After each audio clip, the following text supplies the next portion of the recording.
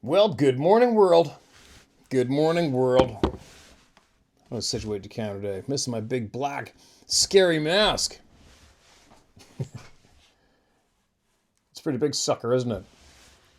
Anyway, we're back again today. We got some new emails, got some older emails. All honest knowledge being shared here from the good, outstanding people who move the microphone in our community.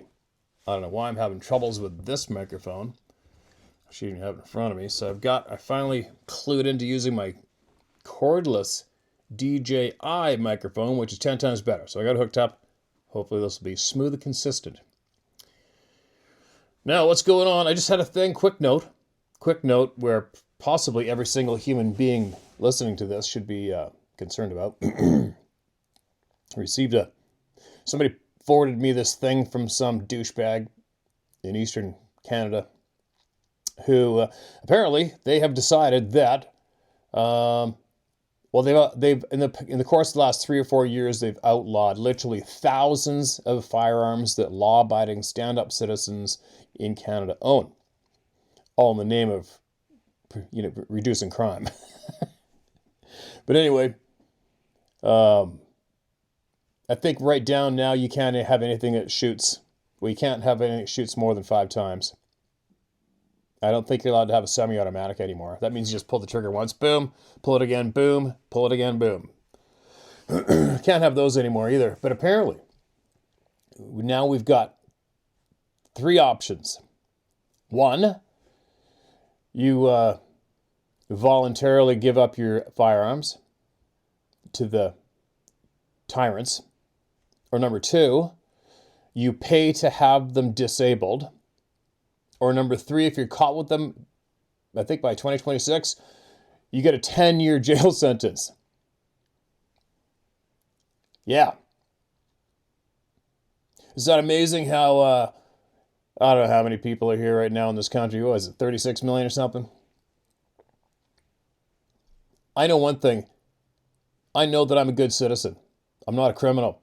And I can guarantee you, there isn't 1 and there isn't 100 individuals in this country who can decide that I am a criminal.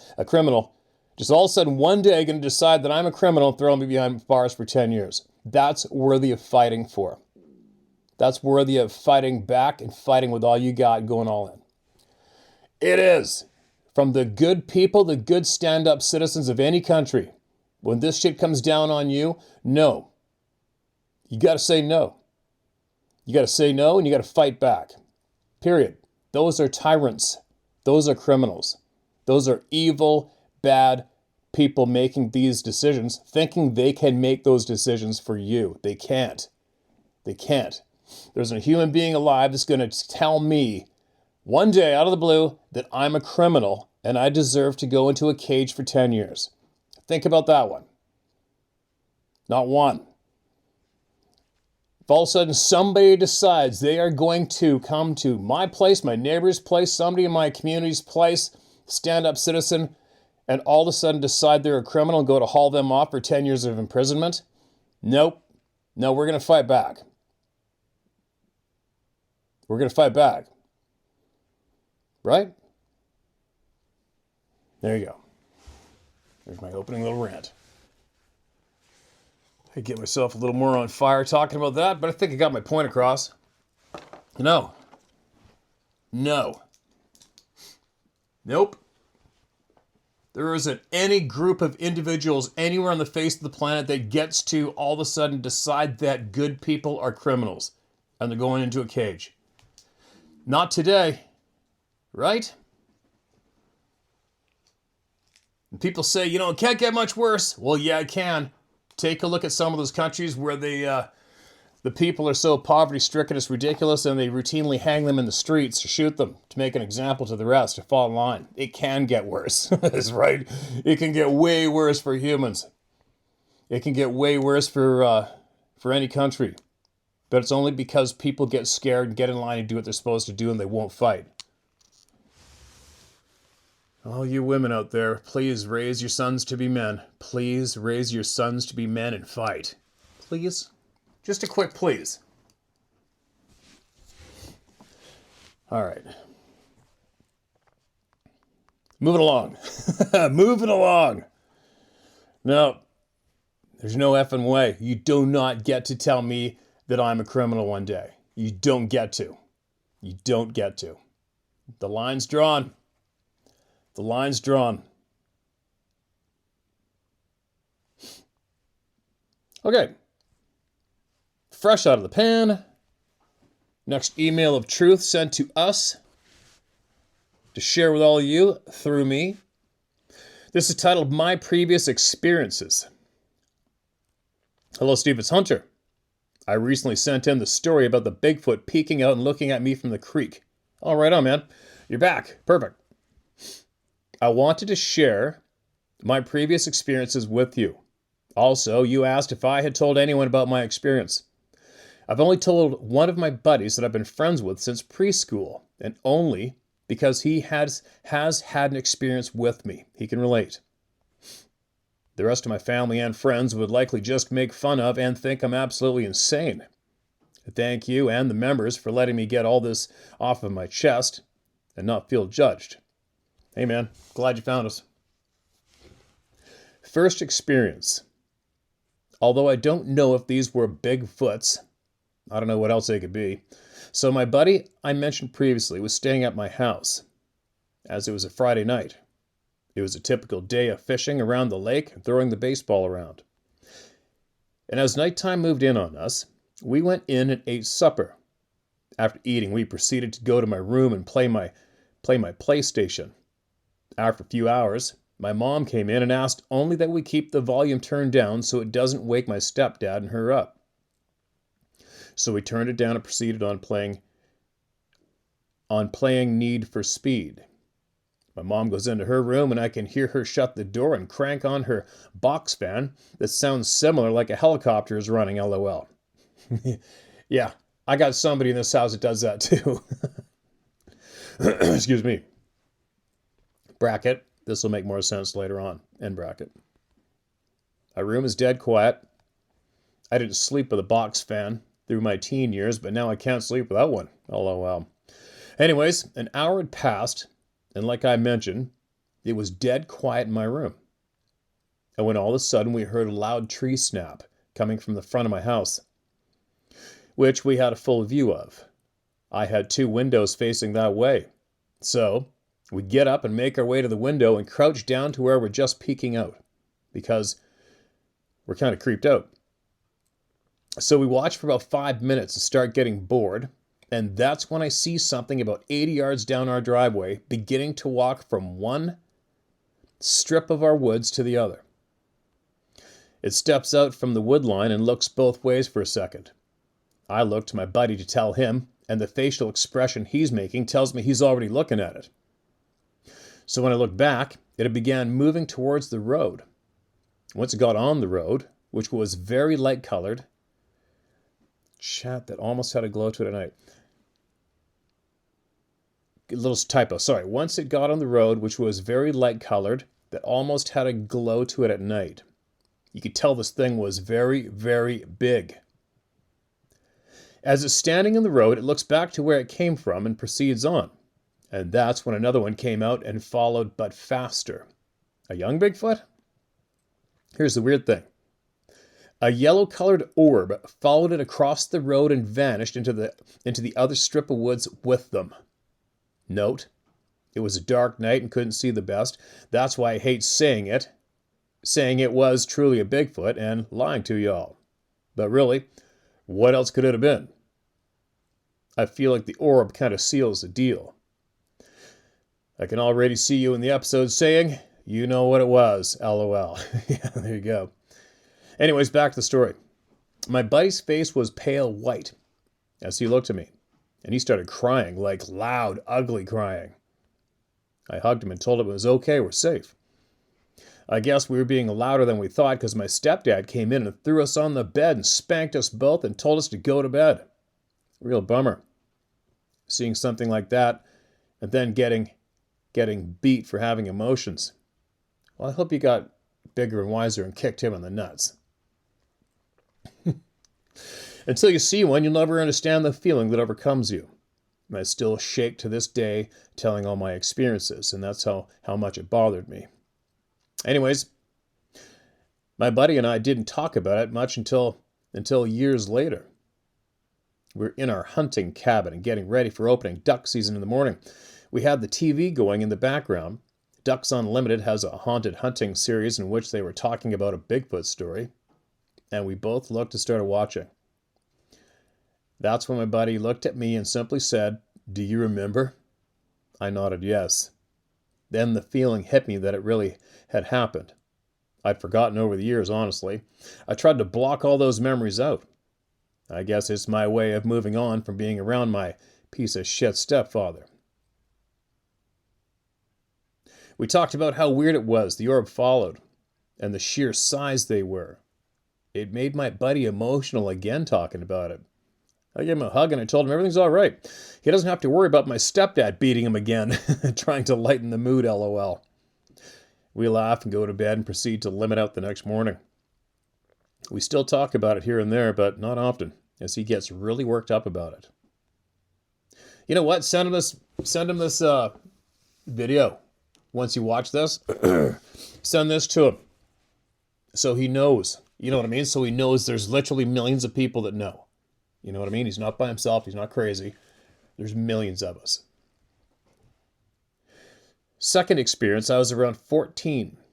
I was outside of my grandmother's house. It's approximately 600 yards the way the crow flies from our land. All this previously happened on. Excuse me. So I was stacking hay bales in the barn for my grandma. She had 30-ish head of meat sheep at all times, so there was always something I was doing to help her out. And upon stacking the hay bales, I get thirsty and pause for a drink when I hear crashing and the loudest screams I've ever heard to date. It was so loud you'd think there was concert speakers in front of you. But the thing is, the wood line this came from was over 100 yards away. I've heard bobcats fighting. Not it. I've heard mountain lions during mating season up around my great-grandma's house in the hills near Strawberry, Arkansas. That wasn't it either. This had to have had such a set of huge lungs to make this much noise and carry it out that long. It made the typical whoop, whoop noise at first like it got startled. Then started screaming like a woman. But like I said, unearthly loud. I feel it in my chest loud, even from the distance it was at. This crashing and screaming went on for about 5 minutes, then stopped abruptly. After listening another 5 minutes, I took off in a sprint to my grandma's house. I ran in and told her what I'd heard, and she said it was a bobcat or a mountain lion, and to just stay in the rest of the day. No matter how much I told her this was not a cat, she wouldn't budge. I never brought it up to her again. This is all I can write tonight, plus I'd love to save the rest for if we get a chance to chat together. Thanks for sharing my story, Steve. Again, stay safe out there again, brother. Hope to speak to you soon. Okay, man, you will. What's the frickin' thing we use again? Riverside. So we use the Riverside app. We'll get it straightened out. I'm getting better at it. It'll be really easy. All we got to do is email. We'll figure out a time of day, whatever day you want. I think we'll figure it out. And then all I got to do is Sarah or I will email you or text you a link. You crack it open, and there we are. Just like that. It's too easy, man. We'll do it for sure. All right, we'll get a hold of you pretty quick. And I'm super glad you got that step monster out of your life. I can't stand the F word combined with those monsters. The father word, I never say that word. There's no place for the father word when it describes a step monster, period. Obviously, I've been there. Anyways, I appreciate that, man, and the ball of light. I'm glad you said that, because I think there's a lot of people that are probably scared to, there's probably too insecure or scared to add those details because, man, this is going to sound really crazy. Nobody's going to believe this part. I'm just going to leave that out. But thankfully, thankfully because there's so many people like you, they're here being honest and straight up. We finally get all the details shared, which is very important, right? It's very important, especially today. People shouldn't be scared of, no, it doesn't matter. Today, there isn't there isn't too much going on today in our societies that isn't absolutely outrageous or crazy.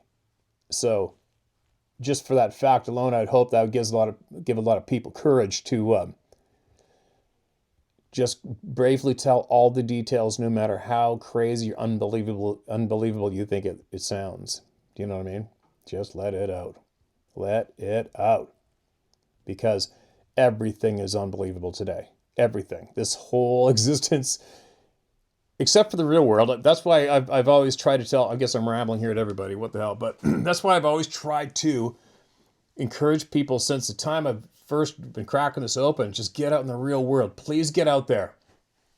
You think you can't? Can't's a 4-letter word. I hate the word can't. I had to talk with Sarah about that the other day, how much I hate quit and I hate can't. Those are 2 4-letter words that I don't tolerate in this lifetime. But anyway, if you can just get next to a creek, anything, an hour, take the bus to a park. If you're inner city, you know what I mean? Get near some trees, get your shoes off and dig your feet in the ground and ground yourself out. Just smell the sun, smell the air, look at the sunshine, feel the wind or the rain, whatever. And get grounded out in the real world and focus on real shit. You know what I mean? Because everything that's going on right now within society is basically bullshit. Probably 99.9% of it. It's pretty sad, but it's true. And I feel one of the ways to break free and help create courage and encourage is to just get out in the real world. Get out there. Get out in the real world. Please do it. Please take somebody with you. Rambling, babbling. Sorry. We'll get a hold of you soon, Hunter. Appreciate you, man. We'll be talking to you in person soon. I promise.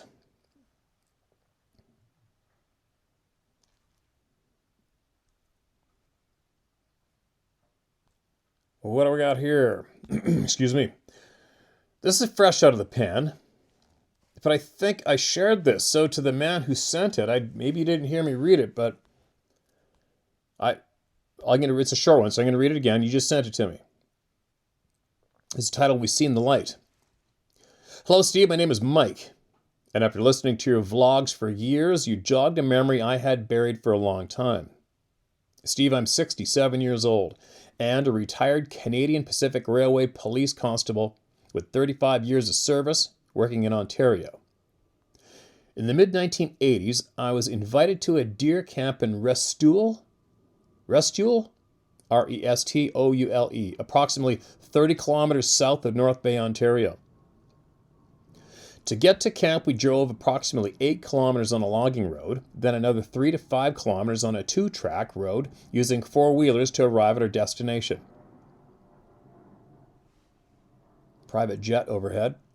Kind of odd. This private jet comes and goes here quite often. I don't get it. I haven't a clue why. The camp is 80 feet long and 30 feet wide with 2 4x3 windows in the main room, which will come into play later in my story. In the main room, there is 7 bunk beds and a large picnic table where an oil lamp is lit before we turned in for the night. My bunk was next to one of the windows, which gave me a good view during the daytime. Steve, we were all in our bunks, and some of the guys were sleeping, while the rest of us were talking of events that happened that day. Then all of a sudden, without warning and no sound, a bright light appeared through the window, lighting up the outside and inside of the cabin brighter than daylight. As I looked out the window, I could tell the light was coming from the sky and appeared to be shimmering, if that makes any sense. As I got up from my bunk and walked towards the door, I was told not to go out. As soon as it appeared, it was gone. This lasted maybe 5 to 10 seconds. In the morning, we all tried to figure out where the light came from and how it was so bright, but we could not come up with an explanation. P.S. I'm sorry, Steve, I don't have any railway stories, but like you, I believe these rail crews have seen things while traveling in the northern parts of the provinces, but are afraid to say anything for fear of being ridiculed by their peers of what they saw. Keep kicking out the vlog, Steve, as you're helping thousands of people from around the world. MGM, Retired Railway Bull. All right, I don't know if I read that or not. I think the bottom part sounded familiar. Anyways, whatever. Shared, man. Appreciate that. The bright light. Lots of bright lights. Lots of places in the world where the night sky turned to daylight. Thousands of people seeing the same shit. Sarah's family, I shared this before, big dairy farm, rural New Brunswick, and the highway's out front of the house, crossing down the road, crossing the property, going west to east, east to west. So they're looking north. And they're back 40, and you can't get back there unless you go through the private property. It turns into like basically boreal forest, right? Lots of spruce, etc. And all of a sudden, like a lightning light, bright light lit up the frickin' forest way back there when they're all at the house. And they're kind of like, huh? What the hell's that? That's as far as it goes, right? Nobody went back there. Excuse me, but I'm just saying. That's somebody directly linked to me that has seen the bright light up the place and no sound, and then all of a sudden disappears. What is it? What is it, right? Now, another thing, I got a question for me because I just don't know. I haven't a clue. I don't know anything. I don't know anybody who works for the railway. How come the railway has their own police? That's an honest question for me. I just don't get it. I don't understand that. The railway police, I've heard a lot about them. I've heard there is police for the railway, but I don't understand how or why. What can you do that the regular police in each community can't do? I don't get it myself. What do you guys do? For reals. How do you travel? Like I've hiked on train tracks in southern BC in the mountains quite a few times just getting to my hunting spots. I've stepped off and hid behind a bush when the train goes by just for the hell of it, so I like staying out of sight no matter what anyway, when I'm hunting. But I've never seen a police officer on the train tracks or a reason for it. I guess, I don't know, maybe security guarding loaded railway cars. I can see that, but that's not a police officer, right? Anyway, I'm rambling. Sorry. Throw me an email back. Let me know. And yeah, not just, you said maybe the railway people in northern provinces have seen a lot. They've seen a lot from one end to the other and side to side. Going farther north doesn't make a difference. Trust me.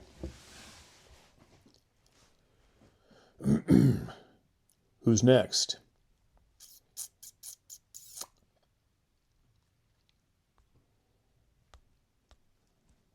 Fresh out of the pan. Aether and the Hair. Cloaking is the title of this email. Aether, A-E-T-H-E-R. How are you doing today? A little sniffles, but I'm almost done. Good. Kind of pissed off at the freaks running this so-called country. But other than that, I'm doing really well. Thanks.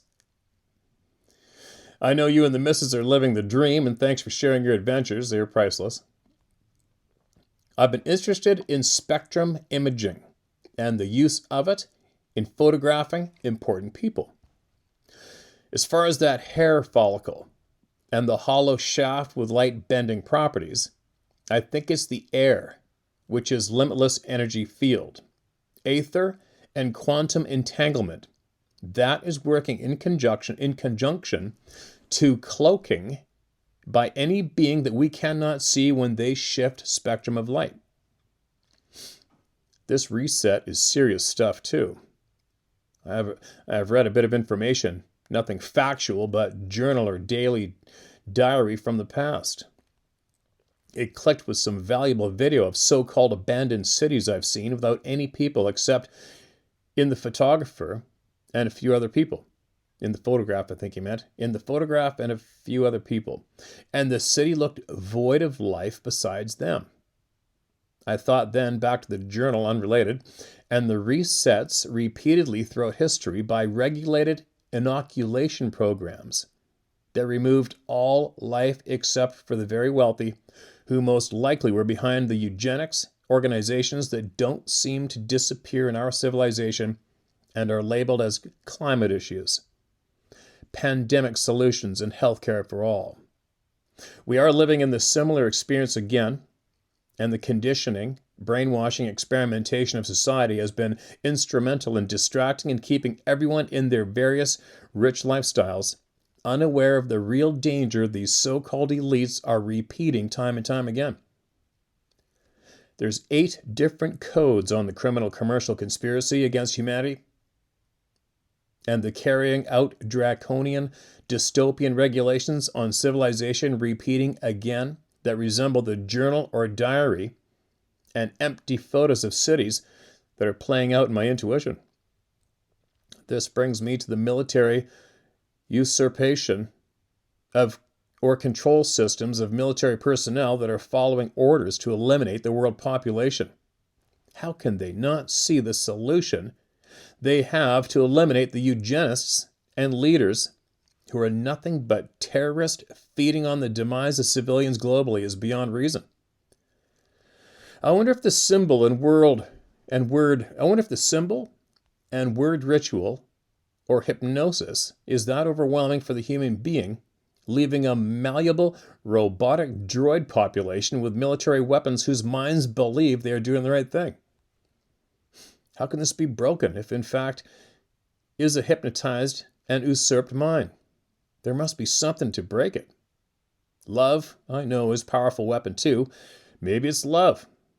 And that's what I see, but how do you apply in the circumstances with captured minds?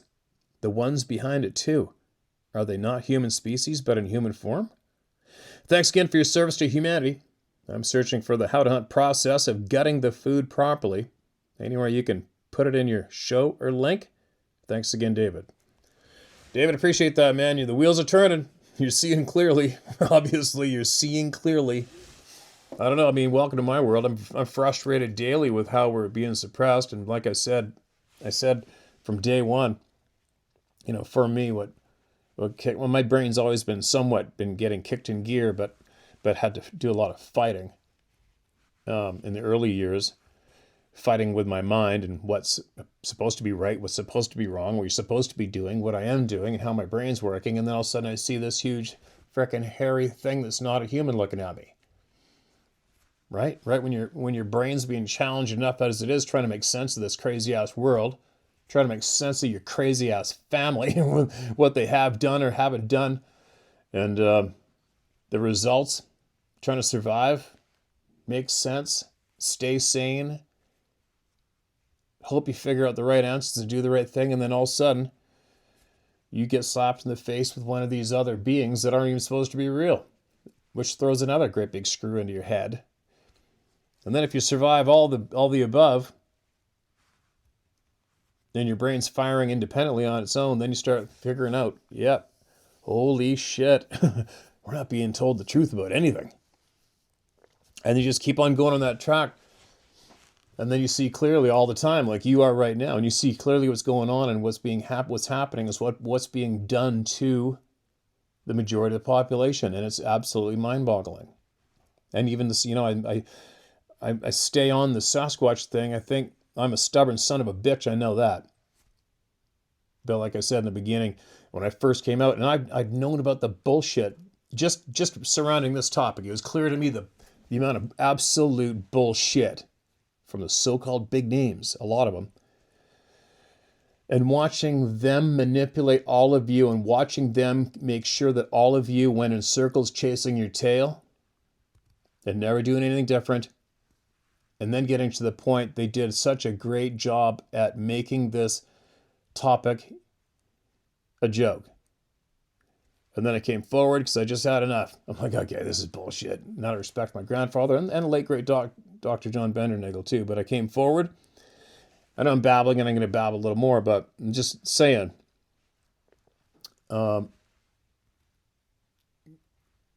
This one topic and doing what I'm doing here is one thing I can do that a lot of people tried to stop me from doing. A lot of these voices, these past so-called famous names and big voices in the so-called community were trying to stop me and discredit me with all they had. And I knew I could fight back. This is a fight that I could win easily. While, same time, hopefully encouraging everyone else to see clearly.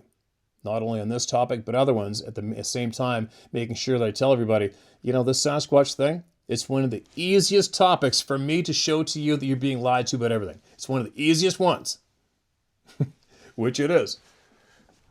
Excuse me, and I still today take pleasure in the fact that some of the worst mouths that try to discredit and make me shut up were trying to get as much camera whoring time in as they could and have their own social media channels, and they're all dead in the water. All of them. All of them are dead in the water. If they're not dead in the water, they're pretty insignificant. That's kind of cool. But at the same time, I know I'm rambling, whatever. But for me, when they try to shut me up, I got this bad thing of doing what I say I'm going to do no matter what. And if I say I'm going to get every single email read, I'm going to get every single email read. And I am, obviously. I haven't stopped. I haven't faltered once.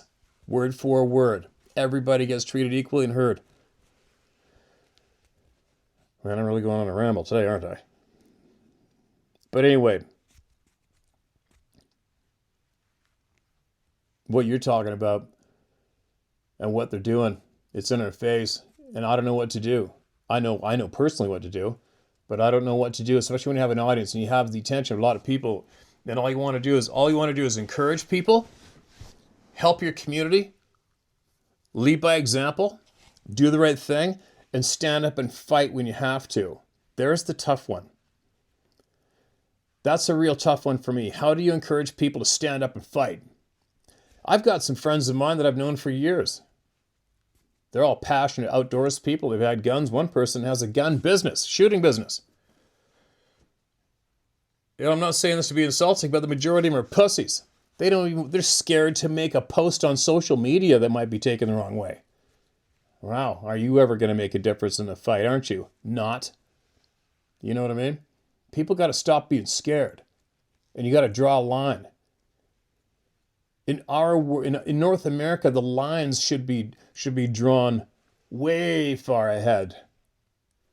You know what I mean? Than what they are now. When you look at what's happened to other countries where the dictators have basically just slaughtered the people. Slaughtered them. Took the guns away, made them criminals, sent out their secret service to go pluck them out in the night and kill them or do whatever they did, incarcerate them, hang them in the streets, shoot them in the head in front of people, cut their arms off, cut their limbs off in the streets, stone them to death, do whatever they do. Well, those people should have drew a line a long time ago, way out front, you know what I mean? And I'd like to believe that we are all here because we won't ever let that happen. That's what our countries here in North America are supposed to be. You know what I mean? We're supposed to not be we're not supposed to be letting that happen. But we are up here in Canada, Stan. Very, very frustrating. Man, I'm really rambling today, aren't I? Holy shit. Anyway, hope it made sense. I hope I'm making sense, but all I can do here is keep encouraging people to tell the truth and help each other. Don't take the bait in fighting with each other. Especially today, now of all times, you need to help your neighbor no matter what their stance is on various topics. Help each other, talk to each other, listen to each other, make it a rule to listen to each other no matter what. Make respect. Mutual respect, the number one rule no matter what. Change your vibration, raise the energy up. Do good things. And fight like a motherfucker when those bad guys come. Fight, make them scared, fight. You got to fight. You got to fight back. You got to tell the truth. You got to expose the evil bastards. And when all else fails, well, you're just going to have to deal and throw down. Right? Anyway. All right. I can tell I should probably bail out of here now. I'm probably in one of those, I have a feeling I'm in one of those moods where I'm just going to keep on going on little rantaroos, but I think I'm going to make a little short video right now to post up on social media because I think somebody has to do it, right? Somebody's got to lead the charge in saying what needs to be said without being scared to. So I'm going to do that right now. And then I'll come back. I'll be back on here probably tomorrow. I mean, I had another email here. I found 3 huge long emails from someone. I should probably get them shared, but I think I burned up a lot of time babbling here like an idiot. But at least we got here for here's some voices. Glad we got to hear from Hunter. I'll be getting a hold of you to have you on here with me for sure.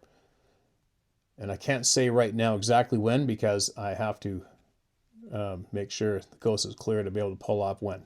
Then I'll get a hold of you. We'll figure that out by dinner tonight. And we'll get an email to you. All right? I'll be back later, but if anybody's listening to me still, please draw a line. You need to draw a line right now, and it can't be crossed. There's nobody gets to label you as a criminal out of the blue. Nobody. All right? I'll be back later. Share my story at howtohunt.com. Get your truth to me.